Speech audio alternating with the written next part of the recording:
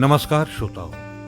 प्रस्तुत है मनोज चौहान के लघु कथा संग्रह देवता झूठ नहीं बोलता से एक लघु कथा। शीर्षक है मजदूर औरत। पीठ पर शॉल में लिपटे हुए 2.5 साल के बच्चे को लेकर जैसे ही वो मजदूर औरत प्रोजेक्ट साइट की डिस्पेंसरी में प्रवेश हुई तो अनायास ही सबका ध्यान उसकी ओर चला गया। पसीने से तरबतर और हाँफते हुए वो बोली, मेरे बच्चे को चोट लग गई है बाबूजी, जरा पट्टी कर दीजिए। वहां बैठे प्राथमिक चिकित्सा सहायक ने रोबीले स्वर में उससे पूछा, कैसे चोट लग गई? उर्वासी स्वर में बोली, कमरे में अपने 5 साल के भाई के साथ खेल रहा था बाबूजी। दरवाजे की चौखट और पल्ले के बीच बाएं हाथ का अंगूठा आ गया। तुम कहाँ थे उस वक्त? प्राथमिक चिकित्सा सहायक ने जैसे सवालों की छड़ी ही लगा दी थी। मैं और मेरा आदमी तो रोज यहाँ काम पर आते हैं बाबूजी, दोनों बच्चे कमरे में ही रहते हैं। अच्छा दिखाओ। इस बार प्राथमिक चिकित्सा सहायक की आवाज में नरमी थी।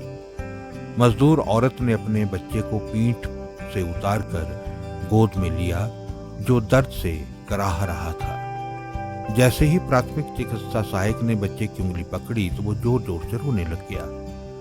बच्चे की चीखों से डिस्पेंसरी के उस कमरे में मौजूद 4-5 लोगों सहित रोबीले से दिखने वाले चिकित्सा सहायक का दिल भी जैसे पसीज गया था। उसने बच्चे का जख्म साफ किया और मरहम पट्टी करके पेन किलर का इंजेक्शन लगा दिया। फिर उसने उस औरत को कुछ दवाई दी और एक कागज पर कुछ लिखते हुए बोला, ये लो, ये दवाई बाजार से ले लेना। कागज को हाथ में लेते वो मजदूर औरत को सोचने लगी, क्या हुआ, अब क्या सोच रही है?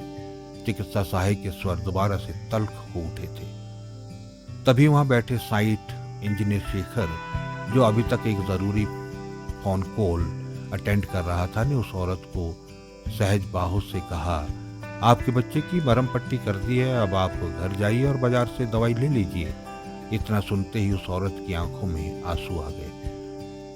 दवा दारू कहाँ से करेंगे हम गरीब लोग बाबूजी? मैं और मेरा आदमी तो दिन भर यहाँ काम करते हैं।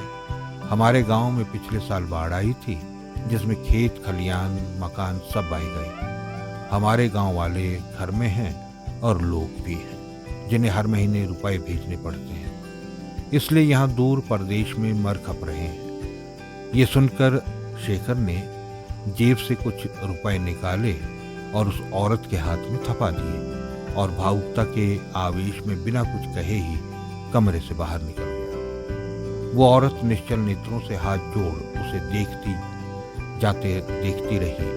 चिकित्सा सहायक और अन्य लोग अपना समूह लेकर उस औरत को देखने लगे थे। बच्चे का रुदन और चीखें अब शांत थी। शायद पेन किलर ने अपना असर दिखा दिया था। तो प्रिय श्रोताओं, ये थी लोककथा मजदूर औरत, जो ली थी देवता झूठ नहीं बोलता लोककथा संग्रह से, और जिसके लेखक हैं मनोज चौहान। आज के लिए इतना ही। मिलते हैं फिर इसी संग्रह से एक अन्य लोककथा के साथ। नमस्कार।